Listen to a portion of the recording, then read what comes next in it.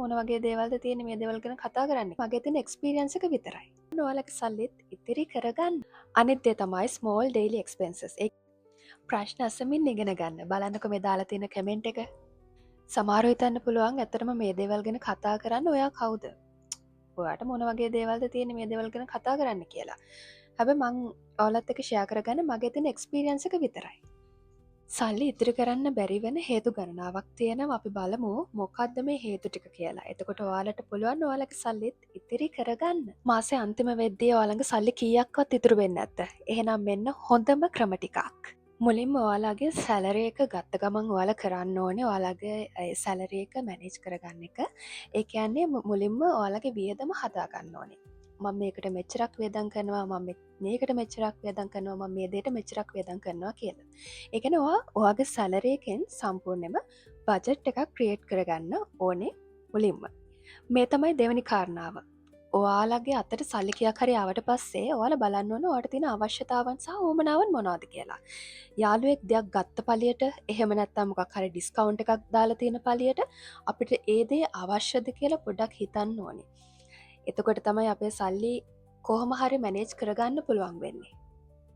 ඔයාලා කරන අනිත් වැරද්ද තමයි ඔයාලගේ මාසික සැලරි එක ඔයාලා ගත්තට පස්සේ සේරන්ටම වියදම් කරලා ඉතුරු දේ තමයි කියන්නේ ඉතුරු වෙන සල්ලි ටික තමයි ඔයාලා ඉතුරු කරන්න පෙළඹෙන්නේ. එහෙම කරන්න එපා.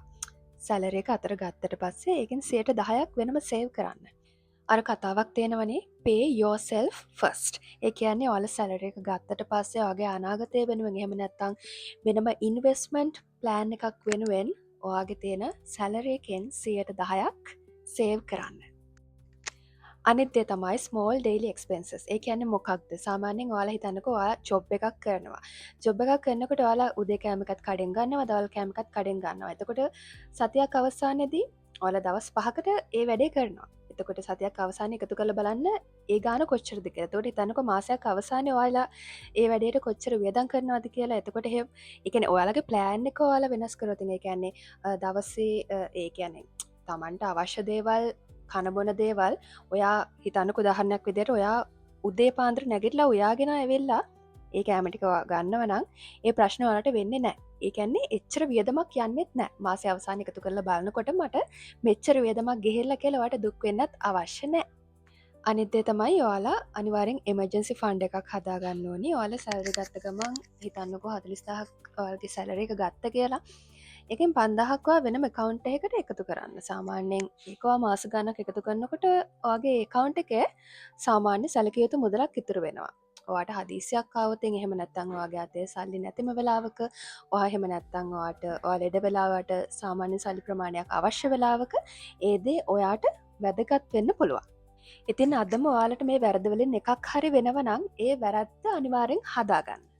මතක තියාගන්න සල්ලි ඉතුරු කරන්න මහ ලොකු පඩියක් ඕනේ නැහැ. අවශ්‍ය වෙන්නේ නිවැරදි මුදල් කළමනාකරණය විතරමයි.